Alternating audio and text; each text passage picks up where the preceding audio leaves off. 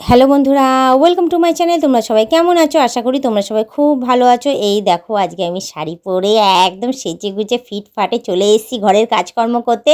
তো এই দেখো আমি কাপড়টা নিয়ে নিচ্ছি। আমার রান্না বান্না সমস্ত কমপ্লিট হয়ে গেছে, আর কিছু সবজি কেটে রেখেছি, ওটা আমি পরে বানাবো।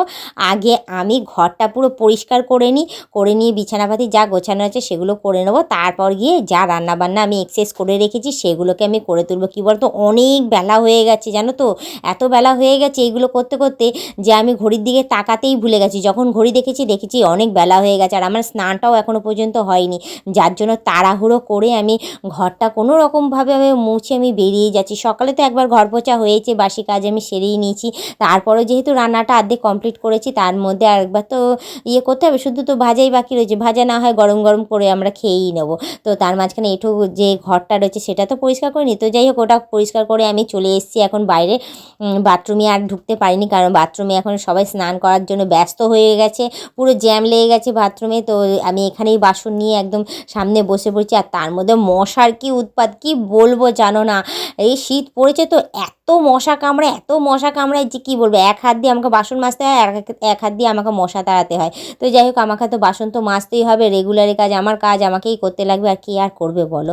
কি বলবো, আর ইচ্ছা করে যে সমস্ত কিছু ছেড়ে দিই এক এক সময়, তারপর ভাবি যে দূর, কে ছেড়ে দিয়ে তো সেই পরে রাখলে তো পরে আরও বাসন বেড়ে যাবে, তখন আমাকেই করতে হবে। আর তার মধ্যে দেখো এই বাটিটা না আজকে পুড়ে গেছে জানো তো, চাটনি করতে গিয়ে নিচের মধ্যে লেগে গেছে, পুরো বাটিটা একদম হয়ে গেছে, পুরো একদম কালো হয়ে গেছে। তো ওটাকে ঘষে ঘষে পরিষ্কার করলাম, সময়ও লেগেছে অনেক। আর তার মধ্যে কুকারটা, আরে বাবারে, আমার কুকার দেখলে যা অবস্থা হয় যে আমিই জানি। রোজের কুকার মাজি, আর মনে মনে ভাবি কি জানি আমার কুকারটা কবে কেনা হবে আর কবে সারানো হবে। সারিয়ে নিলেও হতো জানো তো, 300 টাকা খরচা হতো, সারিয়ে নিলে বেশ 6টা মাস ইউজ করতে পারতাম। কিন্তু এই কুইরামি পানা, সারাতে গেলে 6টা মাস ইউজ করতে পারবো কি পারবো না সেই গ্যারান্টি তো দোকানদার দিচ্ছে না, যার জন্য কুকারটাও সারাচ্ছি না। ভাবছি যতদিন চলছে চলুক, যখন একদম পুরো হয়ে যাবে তখন না হয় একটা নতুন কেনা যাবে। আর নতুন কিনতে গেলে জানো তো প্রায় 700 থেকে 800 টাকার দাম, ভীষণ গায়ে লাগে জানো তো। এই সময় কুকার অত দরকার পড়ে না, শুধু ডাল সেদ্ধ করার জন্যই দরকার পড়ে, তাই জন্য আরও হচ্ছে। তো দেখতেই পাচ্ছ আমার কড়াইটা, তো কড়াইটা আগে দেখেছিলে কি অবস্থা ছিল, কড়াইটা কালো অবস্থা ছিল। তো এখন দেখতেই পাচ্ছ আমার কড়াইটা একদম রূপোর মতো ঝকঝক করছে। যেহেতু কড়াইটা এখন রান্না করেছি সেহেতু এখন একটু অন্যরকম লাগছে। এই যে মেজে নিয়েছি, দেখো কি সুন্দর পরিষ্কার হয়েছে না আগের তুলনায় আমার কড়াইটা। তো অনেক দিন পর তোমাদের আমি আমার কড়াইটা দেখালাম। সামনের পজিশানটাও খুব সুন্দর উপর মতো ঝকঝক হয়েছে, আর পেছনের দিকটাও তো আস্তে আস্তে হচ্ছে, আস্তে আস্তে পরিষ্কার করছি। তো তোমাদের বৌদি হাতের কাজ ভালোই জানো তো, আমি কাজ করতে পারি, আমার হাতে জোর আছে। কী বলতো, মায়ের সাথে ওই যে কুইরামি পানা ধরে নেয়, কোনো কাজ করতে ইচ্ছে করে না, তখনই ওরকম যায় বাসন কোসনের অবস্থা খারাপ হয়ে। তো যাই হোক, আমার সমস্ত বাসনের দিকে মাজা কমপ্লিট হয়ে গেছে, এবার ধোয়ার পালা। কলটা ছেড়ে এবার ধুতে শুরু করে দেবো। তো তার মাঝখানে তোমাদের একটা কথাই বলবো, তোমরা যারা নতুন দেখছো তারা অতি অবশ্যই আমাকে সাবস্ক্রাইব করে দিয়ে বেল আইকনটা টুক করে টিপে দিয়ে অল নোটিফিকেশানটা অন করে দিও। এবার দেখো আমি একে একে সমস্ত বাসনগুলোকে সুন্দরভাবে ধুয়ে নেবো। আগে হাতটা নিজের ভালো করে ধুয়ে নিচ্ছি, কারণ হয়তো সার্ফ দিয়ে তো বাসন মাজা হয়, আর যার জন্য হাতটা ভীষণ স্লিপ কাটে। তো আমি বালতিটা ধুয়ে আমি এক সাইডে সরিয়ে রেখেছি, এবার একে একে সমস্ত বাসনগুলোকে ধুয়ে নিচ্ছি। কী বলতো, একটুখানি জায়গায় আমার ধুতে একটু অসুবিধা হচ্ছে, কিন্তু তার মধ্যে অসুবিধা নেই, ছাড়া কল, জলটাও বেশ দারুণ পড়ছে। এবার এই জল দিয়ে বেশ বাসন ধুতেও বেশ ভালোই লাগছে। আর ওখানে কী বলতো, বালতি ভরে থাকে, বালতি দিয়ে জল তুলে তুলে করতে, ওটাতে একটু অসুবিধা হতো, কিন্তু ও সব অ্যাডজাস্ট হয়ে যাবে, করতে করতে সব একদম অভ্যাসে দাঁড়িয়ে যাবে।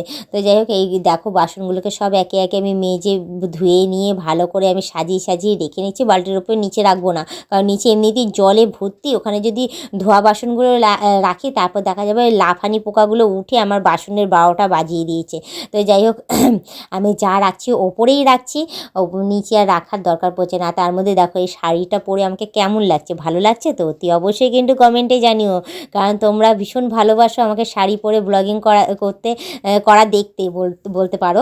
তো যাই হোক, তোমাদের কথা মতনই সেই চেষ্টা করব রোজের শাড়ি পরেই আসার। তো আমার অনেক শাড়ি আছে, অসুবিধা নিয়ে আমার কোনো, রোজের যদি একটা একটা করে পরি তাহলে ভালোই হবে। আর যেই শাড়িটা পরে আমাকে সবথেকে বেশি ভালো লাগবে অতি অবশ্যই আমাকে কমেন্টে জানিও, তাহলে সেই শাড়ি পরেই তোমাদের বেশি বেশি করে ব্লগিং দেবো, ঠিক আছে। তো আজকে আমি এই শাড়িটা পরে দিচ্ছি, তো আমাকে অতি অবশ্যই কিন্তু জানিয়ে দিও। আর ওই দেখো আমার কুকার ধোয়া কমপ্লিট হয়ে গেছে, সেটাকেও আমি এখন সাজিয়ে গুছিয়ে রেখে দিচ্ছি। আরও কিছু কাজ রয়েছে, সেগুলোকে আমি পরে মিটিয়ে নেবো। ওই তার আগে আমি ভাবছি যেখানটাতে আমি বসে বাসন মেজেছি ওই জায়গাটা ভালো করে ধুয়ে নেবো, ধুয়ে নিয়ে তারপর চলে যাব ঘরে। তো যাই হোক, আজকের ব্লগিংটা আমি এখানেই শেষ করে নিচ্ছি। আবার অন্য দিন অন্য কোনো ব্লগ ভিডিও নিয়ে হাজির হয়ে যাব। আজকের মতো টাটা, বাই বাই, সুস্থ থেকো, এভাবেই আমাকে দেখতে থেকো, আমার পাশে থেকো, আর আমাকে প্রচুর প্রচুর পরিমাণে সাপোর্ট করে যেও।